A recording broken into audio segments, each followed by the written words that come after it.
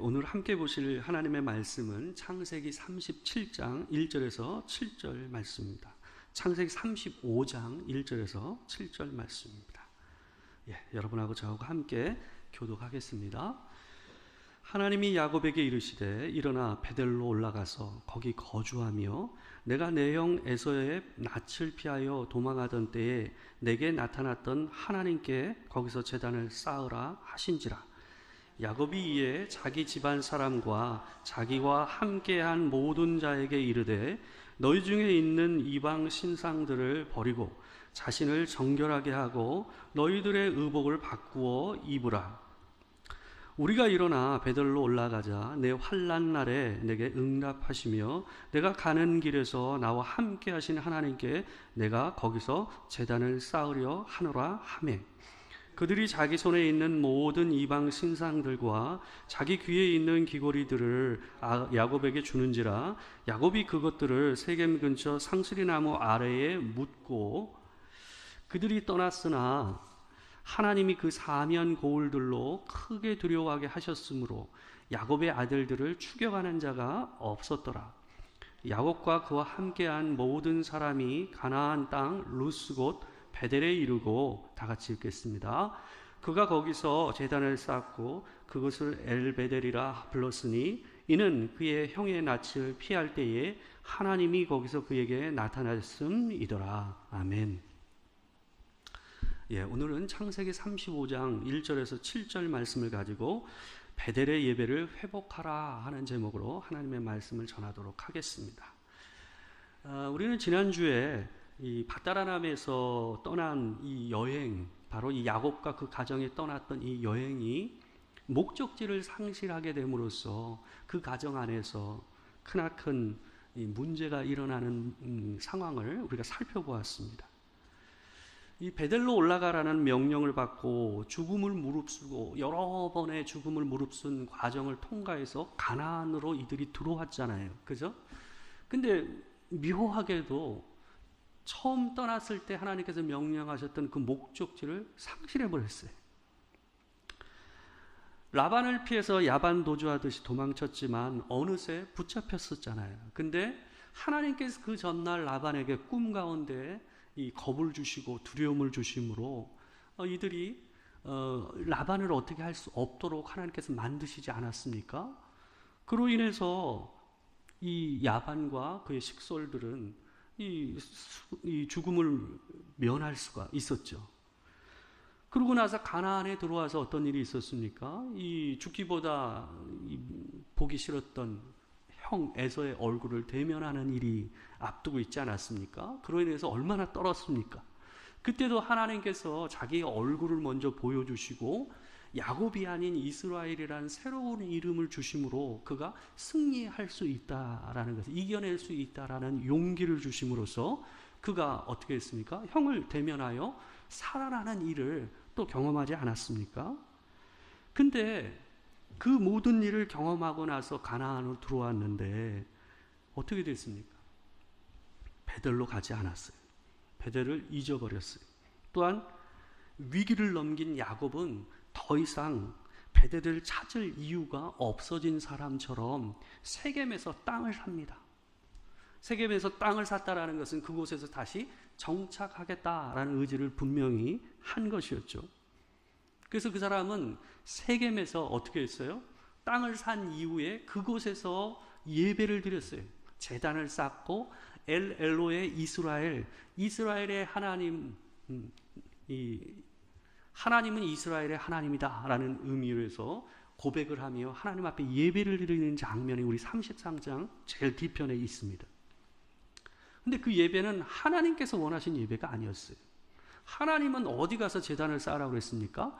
베델에 올라가서 제단을 쌓으라고 하나님께서 명령하지 않았습니까? 그의 명령, 하나님의 명령과는 관계없는 자기 만족적인 예배를 야곱이 드렸던 겁니다.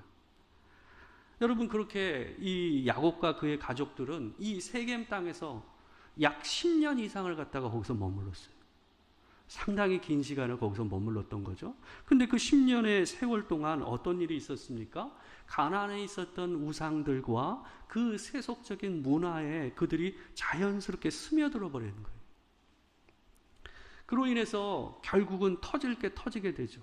바로 디나가 세겜 족장의 이 아들, 족장이기도 했던 이 아들이 의해서 성폭행을 당하는 사건이 벌어지고, 그로 인해서 그 사건으로 인해서 그 아들과 계속해서 싸우고 있었던 그 갈등이 있었던 그 문제가 결국 그 염증이 고름이 터지듯 터지는 일들이 벌어지지 않았습니까? 아버지하고 아무 상의 없이 그들은 이들을 속이고 세겜 족속을 전부 다 죽이는 도륙하는 일을 벌였죠. 결국 그 일로 인해서 야곱과 그의 아들들은 돌이킬 수 없는 강을 건너게 돼요. 그리고 야곱과 그 가족들은 그 주변 민족들한테 이 칼의 타겟이 되게 되는 상황을 맞이하게 되는 거예요.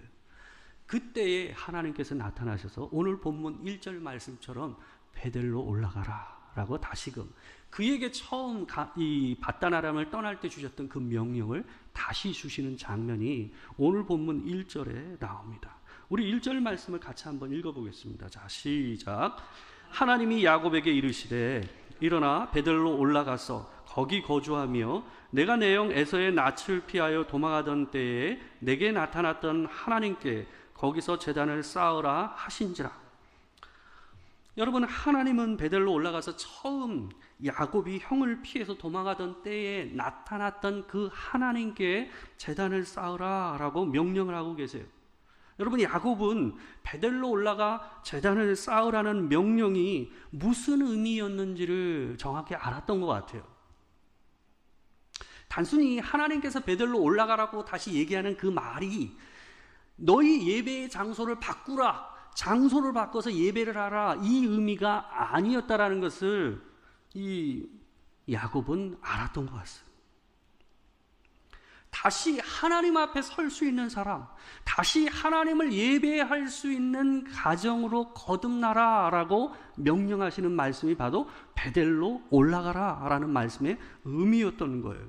그래서 그는 2절과 3절에서 이 식솔들, 그 가족들, 자녀들과 그와 딸린 이 모든 종들, 일꾼들을 다 모아놓고 얘기를 했어요. 우리 2절과 3절 있는데 같이 한번 읽어보겠습니다. 자, 시작. 야곱이 이에 자기 집안 사람과 자기와 함께한 모든 자에게 이르되 너희 중에 있는 이방 신상들을 버리고 자신을 정결하게 하고 너희들의 의복을 바꾸어 입으라. 우리가 일어나 베델로 올라가자. 환난 날에 내게 응답하시며 내가 가는 길에서 나와 함께 하신 하나님께 내가 거기서 제단을 쌓으려 하노라 하매.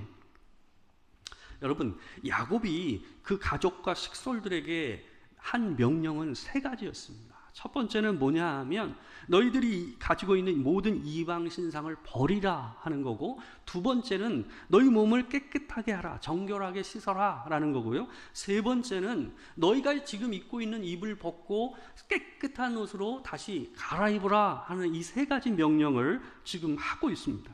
여러분, 이 3가지 명령은 한마디로 얘기하면 뭐냐면 너희가 이제 다시 하나님 앞에 설 수 있는 사람으로 서라, 하나님 앞에 예배할 수 있는 사람으로 다시 서라 라는 명령이 이 3가지 명령 안에 그대로 스며들어가 있는 겁니다. 야곱과 그의 가족들은 세겜에서 10년 동안 어떻게 했습니까? 하나님 앞에 설 수 없는 사람, 하나님을 예배할 수 없는 사람으로 점차 변해갔어요. 가나안의 우상들과 세속 문화에 젖어들어서 하나님을 더 이상 찾지 않는 사람과 같이 되어버린 거예요. 너희 중에 있는 이방 신상을 버리라라는 명령 앞에서 그들이 가지고 있었던 모든 이방 신상과 그들이 하고 있었던 귀고리들을 다 빼서 야곱에게 갖다 줍니다. 근데 여러분, 이 일을 통해서 아마 야곱과 그의 식솔들 전부가 더 놀랬을 겁니다. 왜요? 이들 가운데, 우리들 가운데 이렇게 많은 우상들이 있었는가 싶었을 거예요. 자기들이 우상을 가져오면서 이런저런 우상들을 다 가지고 오면서 사람들에게 의논했겠어요? 야곱에게 허락받았겠어요? 그러지 않았겠죠. 그러니까 이 상황 가운데서 그들이 모두 가지고 왔던 그 우상들을 모아놓으니 기가 막힐 노릇이었어요. 그때 그들의 영적인 현주소를 스스로가 확인하는 자리가 되고 말아요. 그래서 야곱이 그 일을 어떻게 합니까? 그 모든 우상들을 그들이 보는 앞에서 그 세겜의 상수리 나무 밑에 땅을 깊이 파고 그 모든 우상을 거기다 묻어버립니다. 그리고 흙을 덮어버립니다. 그게 어떤 행위입니까? 여러분, 죽은 사람을 땅에다 파묻는 것처럼 이 우상들을 그 땅 속에다가 같이 다 파물어버림으로써 뭐 하는 겁니까? 더 이상 이 우상들이 내 삶에 살아있는 존재가 아니다. 더 이상 이 모든 우상들이 나를 다스리지 않는다. 우리는 이것을 의지하고 살지 않겠다라는 의지에서 뭐 하는 거예요? 땅을 파서 그곳에 다시 파묻어 버리는 거예요. 죽은 자와 같이. 여러분, 근데 이런 일은 하나님 앞에서 참된 예배자로 가는 데 있어서 굉장히 중요한 출발점입니다. 근데 이 일은 그리 쉬운 일이 아니에요. 여러분, 우상이라는 것은 내가 스스로, 남이 준 게 아니에요. 내가 스스로 내가 주인 삼은 거예요. 내가 좋아서. 오랜 시간 동안 그걸 통해서 자기가 뭘 얻었어요? 위로를 얻었어요. 오랜 시간 그걸 통해서 자기가 뭘 얻었어요? 힘을 얻었어요. 그걸 의지했어요. 힘들 때마다. 여러분, 내가 한 10년 동안 옆에다가 이 붙잡는 거, 이거 뭐라 그럽니까? 이걸 갑자기 생각이 안 나네요. 네? 지팡이나 이거 기부스 할 때 이거 하는 거 있죠? 이게 뭐죠? 뭐 하여튼 기억이 잘 안 나네. 하여튼 이걸 갖다가 하지 않습니까? 여러분, 우리가 한 10년을 이걸 의지해서 살았다고 생각해 봅시다. 근데 그걸 뺀다고 생각해 보세요. 그게 쉽겠습니까? 휘청하지 않을까요? 여러분, 그게 우상을 뺀다라는 거예요. 자기의 삶에서 우상을 뺀다라는 것, 땅에다 묻는다라는 건 그런 의미가 있는 거예요. 하나님의 어떤 것을 의지하고 그것에게 힘을 얻고 그것을 통해서 위로를 얻었던 것, 쉼을 얻었던 것, 때로는 그걸 통해서 즐거움을 얻었던 그 어떤 것, 그것을 내 삶에서 빼내는 거예요. 여러분, 제가 목회하면서 어떤 분들을 보냐 하면 예수를 안 믿었던 사람들, 다른 종교를 믿었던 사람들이 예수를 믿겠다고 하면서 마음을 굳히지만 쉽게 자기 집에 있었던 우상들을 버리지 못하는 모습들을 볼 때가 많습니다. 자기 손으로 자기가 의지했던 우상을 자기가 버리는 게 두려운 거예요. 예수를 잘 믿고 오랫동안 신앙생활을 했던 사람한테는 그게 이해가 안 될지 모르지만 우상을 섬기며 살아왔던 많은 사람들에게는 그 일이 굉장히 어렵습니다. 자기 집에 부착되어 있던 자기 이 베개 밑에다 집어넣어놨던 부족을 자기가 빼서 자기가 스스로 그것을 태우고 없애는 일이 그렇게 쉬운 일이 아니에요. 여러분, 근데 지금 그 일이 이 야곱의 가정 안에서 일어나고 있는 거예요. 여러분, 근데 우리 삶에서 내가 의지하는 것, 내가 하나님에게만 느껴야 할 위로와 의지와 쉼과 기쁨을 엉뚱한 데서 누렸던 그것을 내 삶에서 빼내는 일, 그 일이 없이는 하나님 앞에 예배자로 다시 서는 일이 있을 수 없다라는 거예요. 야곱은 알았어요. 베델로 올라가라는 그 말씀 안에 그게 있다라는 걸 야곱은 알고 있었어요. 그래서 먼저 하라는 게 뭐였어요? 너희가 가지고 있는 우상들을 너희 삶에서 빼내라는 거예요. 버리라 라고 얘기하고 있는 겁니다. 여러분, 과연 내가 느끼고 있는 쉼과 의지하는 것, 내가 그것에서 느끼고 있는 기쁨들, 그게 과연 올바른 것인지, 하나님께서 주시는 그것에서 흘러나오는 것인지, 아니면 내가 엉뚱한 것을 기대고 의지하며 살았던 그것에서 내가 느끼고 있는지를 분별해야 됩니다. 여러분, 때로는 어떤 것들은 내 삶 안에서 없어지면 내 인생이 끝날 것처럼 느껴져요. 그게 우상이에요. 하나님 외에 내 삶에서 빼서 내 인생이 망가지고 무너질 거 없어요. 모든 우상들은 우리를 불안하게 합니다. 그래서 그것을 버릴 수 없게 해요. 그래서 계속해서 그것을 추구하게 만들어요. 그게 우상의 특징이에요. 하나님만이 주실 수 있는 것들을 마치 그것이 줄 수 있는 것처럼 하는 게 그게 뭐예요? 우상이에요. 그것을 땅에 묻듯이 묻으셔야 됩니다. 두 번째로 야곱이 한 명령은 자신을 정결하게 하라라는 거였어요. 자신을 정결하게 하는 것은 몸을 씻는 거예요. 여러분, 몸을 씻음으로 하나님 앞에서 정결한 마음으로 서겠다라는 의지를 보이는 게 몸을 씻는 행위예요. 광야의 이스라엘 백성들이 하나님과 만나야만 할 때가 있었어요. 바로 시내산 광야에서 하나님과 언약을 맺기 위해서 그 시내산에 임재하시는 하나님과 만나야 되는 그 사전에 해야 될 일을 얘기하시는 내용이 있어요. 출애굽기 19장 10절에서 15절 말씀입니다. 출애굽기 19장 10절에서 15절 말씀 여러분하고 저하고 함께 읽도록 하겠습니다. 자, 시작. 여호와께서 모세에게 이르시되 너는 백성에게로 가서 오늘과 내일 그들을 성결하게 하며 그들에게 옷을 빨게 하며 준비하게 하여 셋째 날을 기다리게 하라. 이는 셋째 날에 나 여호와가 온 백성의 목전에서 시내산에 강림할 것입니다. 너는 백성을 위하여 주 위에 경계를 정하고 이르기를 너희는 산과 산에 오르거나 그 경계를 침범하지 말지니 산을 침범하는 자는 반드시 죽임을 당할 것이라. 그런 자에게는 손을 대지 말고 돌로 쳐 죽이거나 화살로 쏘아 죽여야 하리니 짐승이나 사람을 막론하고 살아남지 못하리라 하고 나팔을 길게 불거든 산 앞에 이를 것이니라 하라. 모세가 산에서 내려와 백성에게 이르러 백성을 성결하게 하니 그들이 자기 옷을 빨더라. 모세가 백성에게 이르되 준비하여 셋째 날을 기다리고 여인을 가까이 하지 말라 하니라. 여러분, 우리가 읽은 본문을 한번 보십시오. 하나님께서 그들에게 내려오시기 전에, 그들과 만나기 전에 그들에게 명령하신 게 뭡니까? 깨끗하게 하라는 거예요. 성결하게 하라는 거예요. 몸을 씻고 그들이 입고 있었던 옷을 빨아서 입으라는 거예요. 그리고 하나님께서 지시하는 때가 아닌 이상은 그 가까이 오는 일이 절대로 없어야 한다. 죽을 것이다 라고 얘기를 합니다. 여러분, 하나님은 이스라엘 백성들이 당신을 만나기 위해서 먼저 깨끗해져야 한다라고 얘기하고 있습니다. 여러분, 그런데 생각을 해보십시오. 우리가 옷을 빨고 몸을 씻는다고 해서 우리 영혼이 깨끗해집니까? 그렇지 않죠. 여러분, 옷을 빤다고 영혼이 깨끗해져요? 그렇게 쉽나요?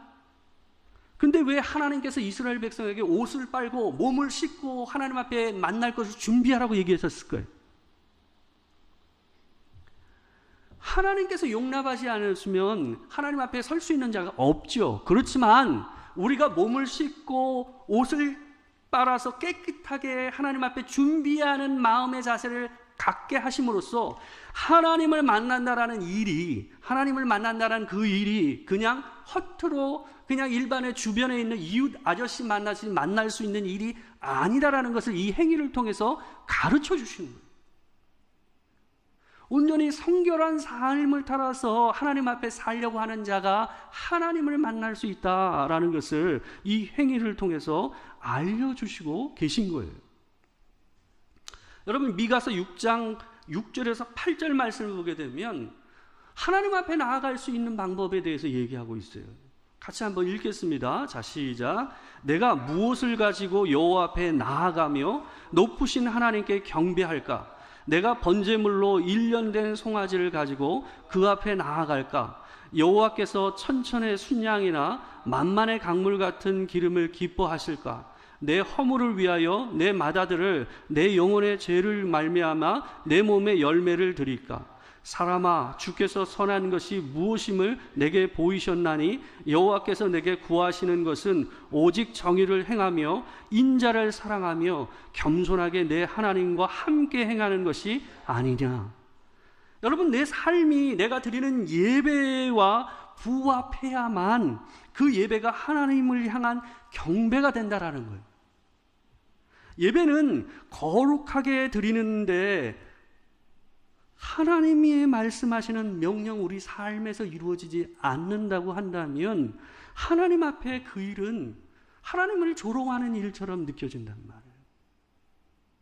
삶으로는 하나님을 순종하지 않으면서 예배 때만 경건함을 유지하고 한다면 그것이 하나님을 괴롭히는 일이라고 성경에서 하나님은 얘기를 하세요.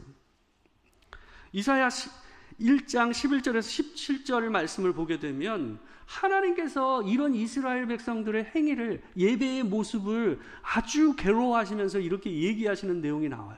우리 좀 길지만 한번 같이 보도록 하겠습니다. 시작. 여호와께서 말씀하시되 너희의 무수한 재물이 내게 무엇이 유익하뇨? 나는 순양의 번제와 살찐 짐승의 기름에 배불렀고 나는 수송아지나 어린 양이나 순념소의 피를 기뻐하지 아니하노라. 너희가 내 앞에 보이러 오니 이것을 누가 너희에게 요구하였느냐? 내 마당만 밟을 뿐이니라. 헛된 재물을 다시 가져오지 말라. 분향은 내가 가증히 여기는 바요 월삭과 안식일과 대회로 모이는 것도 그러하니 성애와 아울러 악을 행하는 것을 내가 견디지 못하겠노라. 내 마음이 너희의 월삭과 정한 절기를 싫어하나니 그것이 내게 무거운 짐이라. 내가 지기에 곤비하였느니라. 너희가 손을 펼 때에 내가 내 눈을 너희에게서 가리고 너희가 많이 기도할지라도 내가 듣지 아니하리니 이는 너희의 손에 피가 가득함이라. 너희는 스스로 씻으며 스스로 깨끗하게 하여 내 목전에서 너희 악한 행실을 버리며 행악을 그치고 선행을 배우며 정의를 구하며 학대받는 자를 도와주며 고아를 위하여 신원하며 과부를 위하여 변호하라 하셨느니라. 여러분, 얼마나 하나님이 괴로워하시면서 얘기하는 말씀입니다. 여러분, 여기에서 얘기되는 나열되는 모든 것들은요, 하나님께서 내 앞에서 하라고 명령하신 것들이에요. 근데 하나님께서 그 백성들한테 뭐라고 그래요? 하지 말라. 기도하지 말라.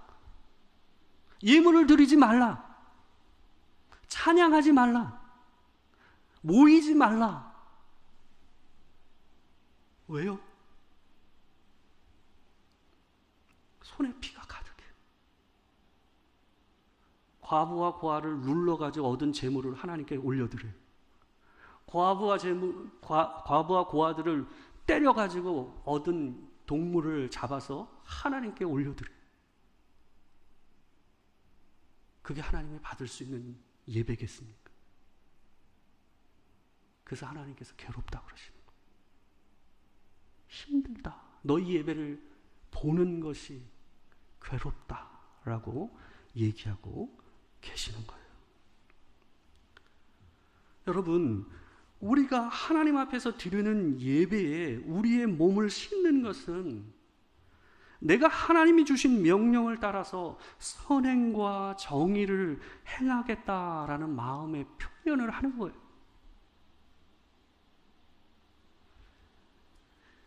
베델에서의 예배는 베델에 올라가라는 하나님의 명령에 부합한 순종의 예배였던 거예요. 예배가 순종이 따르지 않는 예배는 하나님 앞에서 받을 수 없는, 하나님을 괴롭게 하는 예배라는 것을 말씀하고 있는 겁니다. 여러분, 우리가 하나님의 명령을 일상생활 가운데서 준행하고 살아간다면 그것이 하나님께 예배가 돼요. 단순히 교회 예배당에서만 드리는 예배가 아니라 우리가 삶 안에서 모든 부분에서 그렇게 행하지는 못한다 할지라도 여러분과 제가 작은 일들을 하나님의 말씀을 따라 실천하는 그 모습이 뭐예요? 여러분이 이 교회 예배당 와서 드리는 그 예배를 하나님이 받음직한 예배로 만드는 행위예요. 그리고 이곳에서 드리는 이 베델의 예배, 하나님의 집에서 하나님과 함께하는 그 예배를 뭐예요? 이 일상 안에, 여러분의 이 직장과 가정과 일상 안에 넓히는, 하나님의 집을 키우는 일을 하는 예배예요. 교회에서만 하나님의 집이 아니라 그 하나님의 집이 내 직장 안에서, 내 가정 안에서 넓어지는 행위, 그게 뭐예요? 순종의 예배. 여러분, 여러분의 삶과 우리의 삶, 제 삶 안에서 그 순종의 예배를 통해서 베델의 은혜가 넓어지는, 확장되는 은혜가 있기를 주의 이름으로 축원합니다. 여러분, 마지막으로 세 번째로 야곱은 옷을 갈아입으라고 명령을 합니다. 옷을 갈아입는 일, 것은 몸을 깨끗하게 한 사람의 당연한 귀결 아닙니까? 여러분, 옷을 갈아입는 일은 성경에서요, 이전의 삶을 버리고 새로운 삶으로 살아가겠다라는 의미를 담는 행위예요. 에베소서 4장 22절에서 24절 말씀을 보게 되면 사도 바울이 이렇게 얘기합니다. 우리 같이 한번 읽겠습니다. 자, 시작. 너희는 유혹의 욕심을 따라 썩어져가는 구습을 따르는 옛사람을 벗어버리고 오직 너희의 심령이 새롭게 되어 하나님을 따라 의와 진리의 거룩함으로 지으심을 받은 새 사람을 입으라. 여러분, 예배는 그 자체로서 새로운 삶을 살겠다는 의지의 표현이라는 걸 항상 기억하셔야 돼요. 현대의 예배는 하나님께 드리는 것보다 우리가 뭘 느끼느냐, 우리에게 어떤 감동과 위로와 힘이 되느냐 하는 것에 많이 초점이 맞춰져 있는 경우가 많습니다. 그래서 예배를 드리는 것이 아니라 예배를 보러 간다라는 말이 더 어울리는 시대로 가고 있는 느낌을 많이 받습니다. 여러분, 그러나 예배는 어디까지나 하나님께 나를 드리는 행위예요. 하나님이 우리가 드리는 예배를 받으셔야만, 연락하셔야만 그것이 뭐예요? 그게 예배가 되는 거예요. 여러분과 제게 은혜가 되지 않는다 할지라도 그 예배 안에 하나님이 함께 계시고 우리가 우리의 마음과 내 삶을 담아서 하나님께 올려드리는 그 행위를 하나님께서 기뻐하신다면 그 예배는 뭐예요? 그게 예배예요.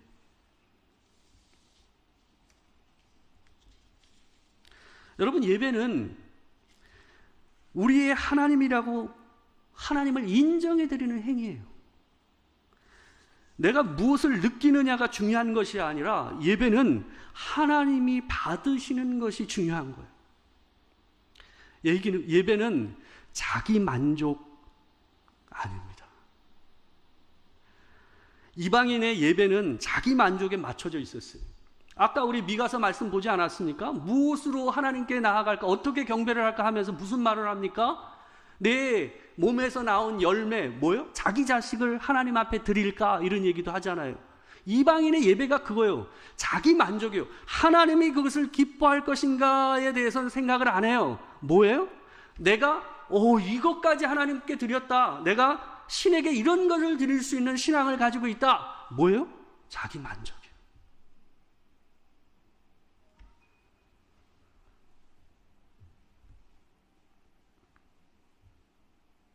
여러분, 예배는 자기 만족의 행위가 돼서는 안 돼요.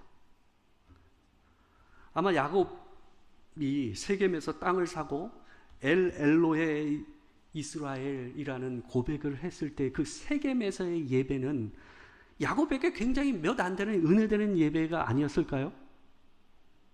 자기가 기뻐서 거기서 땅을 사고 하나님 앞에 스스로 제단을 올리면서 뭐 했어요? 엘로헤 이스라엘이라고 고백했잖아요.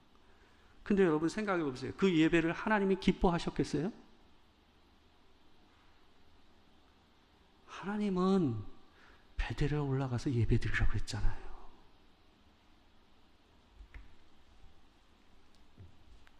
자기 만족적인 예배가 아닌 하나님 중심적인 예배를 우리가 드려야 된다는 것을 늘 기억하시는 은혜가 있기를 바랍니다.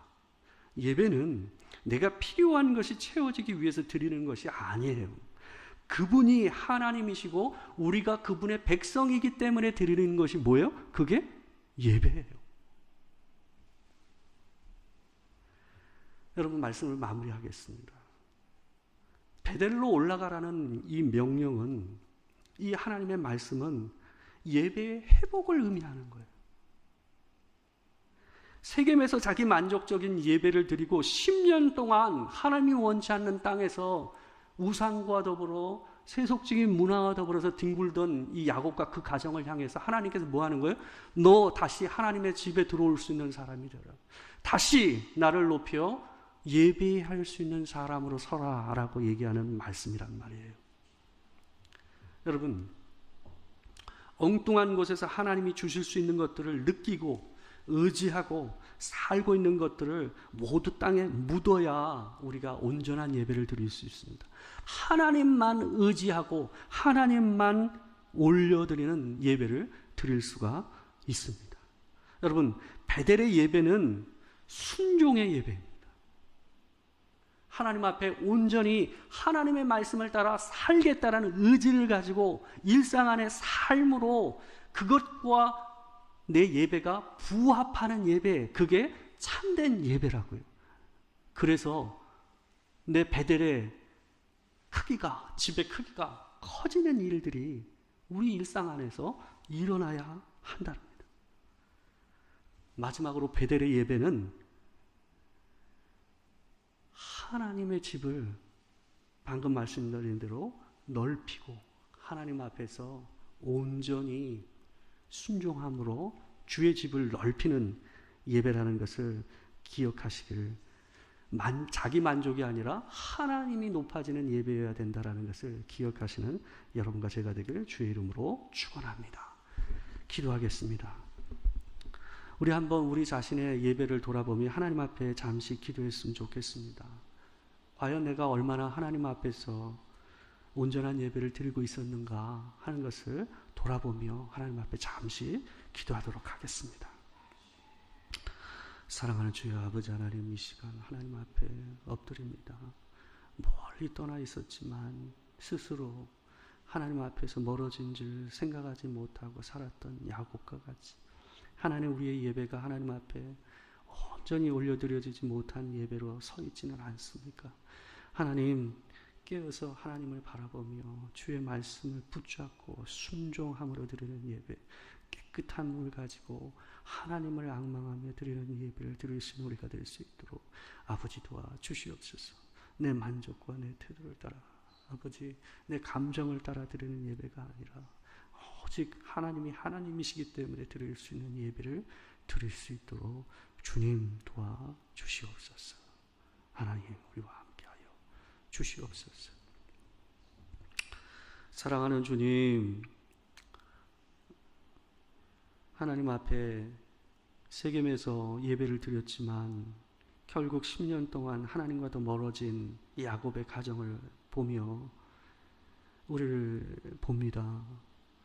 주님, 우리가 하나님 앞에 드리는 예배가 내 만족과 내 의와 내 부족함을 드러내는 예배가 아닌지 돌아봅니다. 주님, 온전히 순종함으로 하나님 앞에 내 예배와 부합하는 삶을 살고 주의 전이 넓어지는 그런 일들이 우리 삶 안에서 일어날 수 있도록 하나님께서 도와주시길 소망합니다.